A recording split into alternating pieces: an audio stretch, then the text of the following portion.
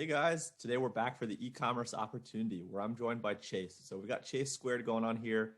The other Chase is going to be talking about how to take a brand from 7 to 8 figures. And in particular, we're going to focus on his framework for how a brand can go from $1 million to $10 million. Chase, how are you? I'm doing fantastic today. It's Friday, so I know both of us are ready to go. Happy Friday. If you're listening to this on a Friday, happy Friday. Whatever day you're listening to this on, happy whatever day that is. Chase, Absolutely. I want to start before we dive into really like the meat of what I'm excited to hear from you and learn from you. But you want to start with like your background and kind of what you're working on? Yeah, so for those that are unaware, I'm Chase Clymer. I am the host of Honest Ecommerce podcast that Chase is going to join me on shortly. And I'm also one of the founders of Electric Eye. We're an agency that helps direct-to-consumer founders scale their brands. And most notably, kind of going from like that 1 to 10, that's the range we like to party in. Amazing, dude. Well, stoked for you to be here. I'm going to hand it over to you. Let's dive in. Cool. So I know that, so over there at your agency, you guys are dealing a lot with email. On our side, we're kind of like we're a scaling agency. So oftentimes what comes through the door is, I don't know what I should do, but I want to do it better. You know what I mean? Like we know this could be better. And so we got that a lot. So historically, we kind of were approaching working with brands in like kind of a 1-2 punch was what we were doing historically. This is literally like the first projects I can remember before we were in an agency. Me and my partner were tackling these things. It was like this concept of 1-2 punch. It's like, well, we're going to make your website better, and then we're going to send more traffic to it. And it was that simple.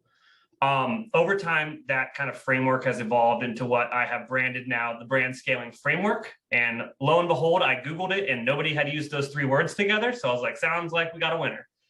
So that's what we're calling it, is the brand scaling framework. And it's just, it's a framework to kind of take a look at the numbers and let data kind of drive things. So the 3 KPIs that we truly care about over at Electric Eye are your conversion rate, your average order value, and your sessions. And I use the word sessions because that's what Shopify uses in the back end, and we only play with Shopify. So that's kind of why we use those. But you can use these numbers anywhere. You could be a SaaS company, you could be a service company, you could be on Magento, you could be on Squarespace. It's just traffic, conversion rate, and then kind of average order value, average client value. Your conversion rate might be like your leads that are reaching out, right? It's the same 3 concepts of numbers. So those are the 3 things that we really care about. For e-commerce specifically, it's cool because if you look in like, say, a 30-day window and you multiply all 3 of those together, you basically get exactly how much they did in sales that month. So it sets a baseline and then you can just improve it from there. So I was just rambling there. Do you got any questions or call outs on that? Yeah, it's super interesting. So let's make this tangible. So let's say Chase Diamond comes to your guys' agency. Our brand is doing $1 million. Like, what are some of the questions you ask me, or is it more just, hey, hand over the keys to the Shopify, these types of things? We're going to do some of our research, and then we're going to start with X, Y, and Z. Can you walk me through kind of like, I come to you, like, how do you think about those things like in action? Oh, dude, we're asking 1 million questions. It's just why all day long. And that's how you get a good partner, is they keep asking why, and they challenge you on stuff too. They're like, we oftentimes are like, well, that's one way to do it. Have you thought about doing it this way? And it's not that we're trying to be smarter than you. It's just like there might be an easier way to solve the same goal, or thinking about it from like a user experience perspective, there might be an easier way to solve for it. But say we start working with Chase Diamond's brand and you come to us, we're going to start looking at those 3 KPIs for you kind of right off the rip. And the first thing that we're looking at is your conversion rate. Your conversion rate is highly tied to kind of your user experience. Is going to be the number 1 lever you can pull to increase your conversion rate. So oftentimes when people are coming to us and they're around that kind of $1 million range, and I keep saying us, but like you can do this with any other agency, a consultancy, you can do it yourself, right? Like you don't have to hire us, but like this is what we do. Usually around the $1 million range is a very small team. Like the founder and like less than a handful of people are on the core team. Usually it's like 3 people around that size. And they've usually done everything themselves, and they're using it 9 times out of 10, they're using a premium theme that they've gotten, through the ecosystem, that they have installed and uninstalled countless apps on, and they've done everything themselves or had like a freelancer or their brother that's in, school do it, and all sorts of stuff. And it works, but you could say that it's not professional. You know what I mean? It's lacking in some part. And the reason that that's important is when you have a e-commerce website that's not designed by someone that knows what they're doing, it basically confuses the crap out of people and just lowers your conversion rate. So the first project is usually like, we're going to make this website better. It's either that we're going to, spin something up custom from the ground up, or rarely it's like, we're going to take what you already got and we're going to improve it. And I say rarely because when I kind of alluded to earlier is when you install an app and then uninstall an app, it leaves all that code in there. And then you got like this code base that's all spaghetti. And we don't want to update that. Nobody wants to update that. That's a nightmare. It's just a lot of weird stuff. So usually it's just a lot easier to just build something new than to fix what's there. Kind of take it down to the studs and build it back up is a lot easier. So the first project that we're usually doing is, let's improve the user experience of this website in an attempt to increase the conversion rate. Some more tactical things of what we're doing here is we're making the customer journey from homepage to product page as streamlined as possible. They can make as much sense as possible. We're trying to definitely be highly optimized for mobile. We're trying to be highly optimized for performance and speed. Those are usually the top three things that we're doing. And oftentimes it's a lot of navigation work and like filtering, sorting, and like smart search. That's oftentimes a lot of the work that goes into improving your conversion rate as well. Just allowing people to get the products that they want as fast as they can. That's a lot of the project. And the rest of it's like the more fun stuff. It's like, we're gonna do design round too, and let's make this thing look cool. So within that, we also usually tackle the second KPI, which is your average order value. And kind of in a nutshell, how you can improve that is bundles, upsells, and cross sells. Like it's the name of the game there. And most time they've never thought about that at that stage. It's just not something that exists.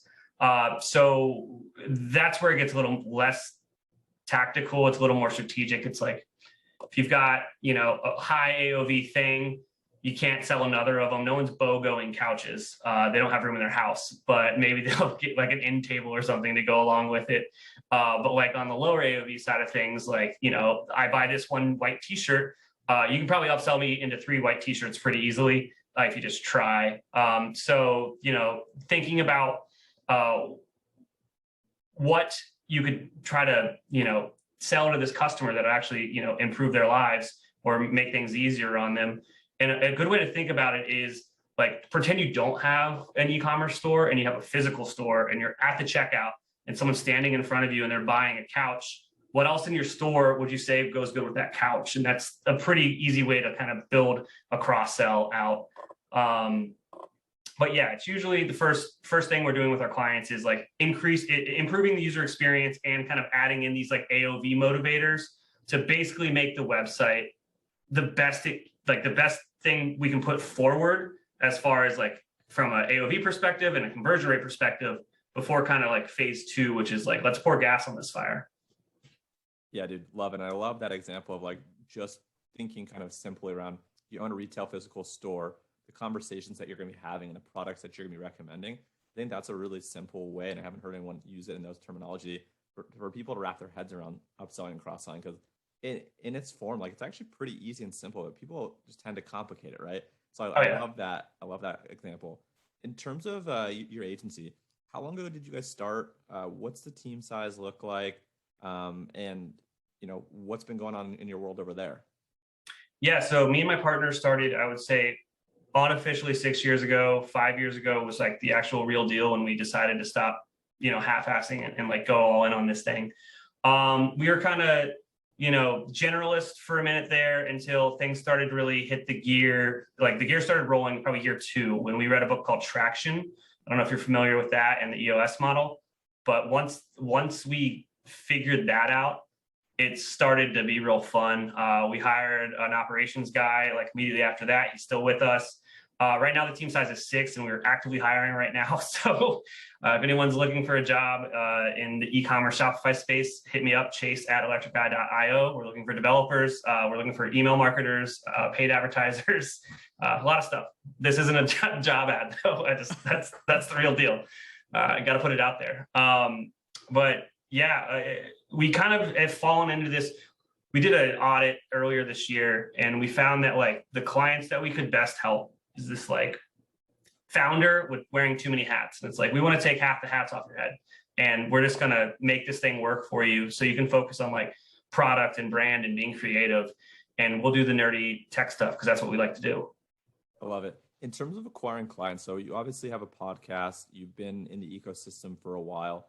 Do you have to do any outbound? Is everything inbound? Like, how do you actually acquire most of your agency clients? I mean, anyone that says that referrals aren't their number one way of getting business is a liar in service. Like it's awesome. I mean, we got a lot of awesome clients that speak very highly of us, so they're sending people our way. We have a lot of partners in the ecosystem, app developers. I'm friends with almost every other Shopify agency out there, and if I'm not friends with you, I want to be friends with you. Like, reach out. Like, I think that there's more than enough fish in the sea. I don't believe in competition, and you know, we refer off probably 70% of the things that come through our door because we're not the right fit for it. And I just kind of believe in karma, and it usually comes back to us in some sort of way. We did start outbound this year, though, kind of. I've been using the podcast as an outbound tool to interview people, just to get relationships started. You know, a way to think about outbound in general is like only 5% of the people are actually buying at that time. So just get the relationship started, be honest, be sincere, try to give them value. And then hopefully they think about us when they actually do want to do something cool. Yeah, dude, makes sense. Absolutely. In terms of like, you know, you as an agency, do you only service e-commerce brands? Do you guys do anything with like Shopify apps? Do you guys do anything with SaaS? Or only e-commerce brands? Only direct consumer e-commerce brands. Highly physical goods is kind of like the majority of what we do. Though during the pandemic, we did play around a bunch with some digital stuff, and that was pretty fun. But it's usually like physical product, healthy margins, more on like how do I want to say this? Products that are not like you know, cheap, I guess is I'm drawing a blank here, but you know, definitely a higher end product is usually what we're dealing with. You know, there's some brand value around it. Like a lot of our clients, they sell t-shirts and stuff, but they aren't $20 t-shirts. You know what I mean? Right. Yeah, no, it makes sense. In terms of like, I guess I'm kind of asking this, you know, stuff some of my partners and I think about and talk about it, right? It's like the grass is always greener, right? It's like we're servicing all these brands, and we've always had like the dream of starting a brand, but like it's not as sexy as it seems. Like, do you guys ever have that kind of dilemma of like, as an agency, you know, we know what we're doing, we know how to scale from 1 million to 10 million, let's start our own brand. Do you have any thoughts on that? So many thoughts. I mean, literally today we were talking about it. We were talking about, do we want to launch an app? Do we want to take our framework and build out a custom theme and launch it in the Shopify theme store? I mean, I literally emailed somebody 2 days ago that had their business for sale on a marketplace. And I was like, hey, I want to talk to you. You know, I think the grass is always greener. You have to do it smartly, and it can't be a distraction. Luckily, we're in a place to where we can invest in ourselves right now. So if we were going to go down that road of like, you know, getting into product or running a business that was like ancillary, it would be a completely separate business, and we would hire people to run it. Like you can't spread yourself that thin. So I would probably still be running the agency full time. I would just have like probably be a very hands-on consultant for whatever we kind of like went into, if that's what we end up doing. Without creating competition, don't tell us the marketplace, don't tell us that the business, like what are some areas of interest or opportunity that you're seeing? Like, are you interested in physical product brands? Are you interested in apps? Like, where do you think there's opportunity for people listening without creating competition for yourself and whatever you're looking at? I think there's opportunity everywhere. Shopify is opening up the theme store to anybody very soon, and that's probably the if you are a competent developer, like I think that would be probably something that you should think about going into. It's a customer service nightmare. I'll tell you that right now. People are going to be like, why doesn't your store work with this app that I've never heard of? And you're like, because it doesn't. I don't know. What do you want? What do you want from me? But there's a bunch of competition there. I think Shopify's released so many APIs in the past year that I think there's like problems that have yet to be solved with apps. And like, first and foremost, here's one yesterday. We got a client that we are going to start working with that needs to integrate with a very specific ERP.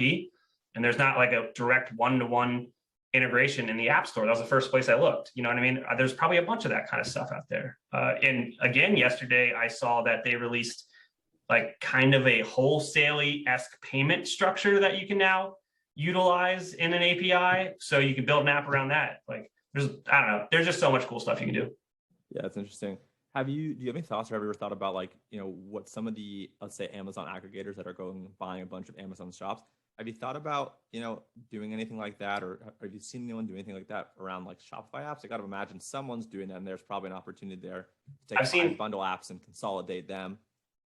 I've seen it a little bit with apps. I've seen people that are like collecting them. And there's some people out there, and I don't really want to name names now, but I did see in like the direct to consumer space, I know a company that was doing a like cannabis roll up basically, and they were buying all these brands and like putting them all on the same tech stack and having the same agency run it for like a better rate, and like just doing this crazy thing. And they put like 5 or 6 of them together and then like turned it around and sold it for double. Jeez. Yeah, that's so cool. I feel like there's probably opportunities. I know people are doing it on Amazon. I know people are doing it on Shopify. There's probably the App Store, probably even things like, Etsy and places that you wouldn't think about or people aren't really talking about. That's cool. I guess like a few other questions I have for you is in terms of your podcast, when did you start it? How's it going? Doing the whole podcast stuff on top of everything else, probably at sometimes you love, other times feels like a chore. It's kind of hard to scale. Like what are your thoughts on like the whole podcasting thing? It wasn't my idea. Actually, it was Andy's idea, our project manager. I hate writing. I like talking. I'm good at it, I guess. But he was like, if we knew from day one, like you got to start content marketing as a service business. You got to put value out there into the ecosystem and into the ether. It increases kind of just your agency's luck. I'm like, not even kidding. Or your business's luck. It's like you're putting content out there, like it will eventually work. So we were doing that kind of from, once we kind of got that traction stuff rocking and rolling.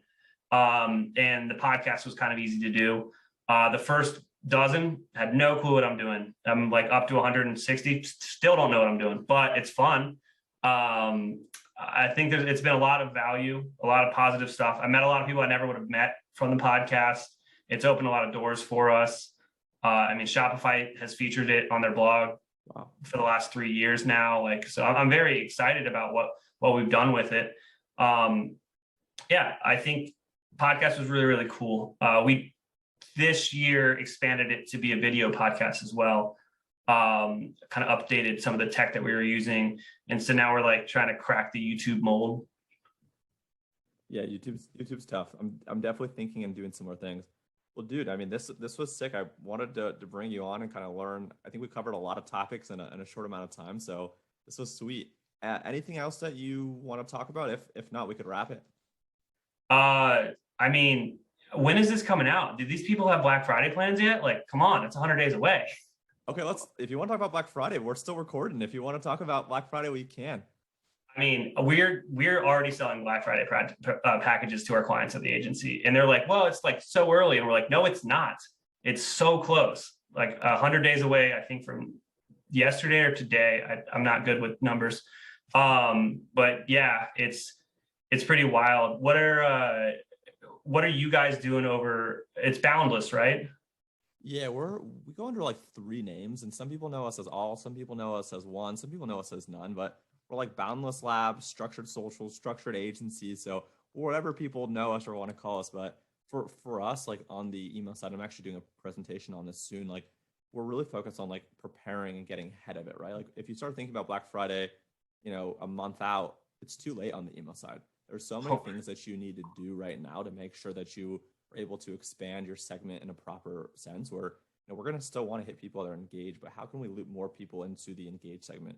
Maybe that's running ads to people that have kind of lapsed and trying to get them to come back to the website. Maybe it's slightly expanding some of our campaign sends, really making sure that we're monitoring deliverability across Google, Yahoo, Hotmail, making sure that we're giving people a heads up and letting them know what they can expect, really trying to figure out on the back end with customers and clients, like when are the shipping dates? Are we going to be able to get fulfilled? We even have clients that are having troubles getting like their shipping containers over because it's taking so long and it's so expensive. So there's so many things that we're thinking about on the email side, but more like holistically around like if we crush it on email like we're going to, and like you guys are going to because you guys have a great list and subscriber and whatnot, are you guys going to be able to fulfill? And if we can, let's do it. And if we can't, then maybe we should, reorganize. So those are kind of some of the things, and that's kind of all over the place as we're going through it. Yeah, I know that we are trying to get people to like start thinking about it now. It should be like, okay, let's start thinking about expanding the list, getting people to start targeting on paid. So what we're doing is like, we're doing both the paid side and kind of own/retention side. So we're touching SMS, email, Google, Facebook, like all of it in one fell swoop. And we're like trying to make sure that the messages are the same across those and that like one hand's helping the other. So if we invest now in like prospecting when it's cheaper and get some more people on the email list and get them through the welcome series, and then when we get closer to kind of the holiday season, now we're not spending as much to get new people to see this stuff. So that's one thing that we're really focused on now. And then we have, I don't know if you guys have this or not, but a lot of we're like, what's your content calendar? And they're like, well, we know next week we're posting this. And we're like, well, that's not a content calendar. So we've like pretty much come to the table with a skeleton of a content calendar for our clients to be like, this is what Q4 looks like. There's 26 things we're doing. What else are we doing? And so we're trying to like get them thinking about the whole thing. Because in our opinion, we're kind of saying the holiday season ends maybe January 2nd, because you kind of want to do a New Year's thing. Yep. And then, you can do like a post-holiday sale, but that's not really the same thing. But yeah, between, basically Halloween and January 2nd, there's a lot to do. Yeah, there's an insane amount to do. And for us, typically with clients, we're probably booking about a month and a half out in terms of like what we're actually doing the campaign calendar. And Q4 is actually like the only time of the year we actually plan for the entire quarter, just because it's so important. There's so many moving pieces and parts, and there's so many clients, and there's this, that, and the other. So yeah, we're very aligned in that as well. And when I come on your podcast in a couple of weeks, I'll have some more notes and kind of some more tangible things that we can talk about specifically on the email front that we're kind of seeing and doing and looking towards. Awesome. Yeah, I'm looking forward to that. Yeah, I mean, I don't know. That was top of mind for me because we had sent out a bunch of those emails earlier this morning to our clients, like, hey, let's start talking about the holidays. Yeah, no, it's so smart. Well, dude, I appreciate you being here. What's the name again of your podcast? So if people are listening, they can go check that out. Yeah, it's Honest Ecommerce on all the places that podcasts live, or you can just go to honestecommerce.co. Amazing. I'll drop that link. And then for the agency website, what's the URL for that? Yeah, it is electriceye.io. And if you think that you might be a good fit, you want to chat with us, you can just schedule an intro call, and that's going to be with me. And we'll chop it up and see if we're a good fit or not. Amazing. And last thing, what's the best social handle or best place on social for someone to find you? Yeah, Twitter, I think. I share a lot of hot takes. Not really, but twitter.com/Chase Clymer. Cool. All right, man. Well, thank you so much for being here. I'll drop your links below. Awesome. Thank you. All right. Cheers.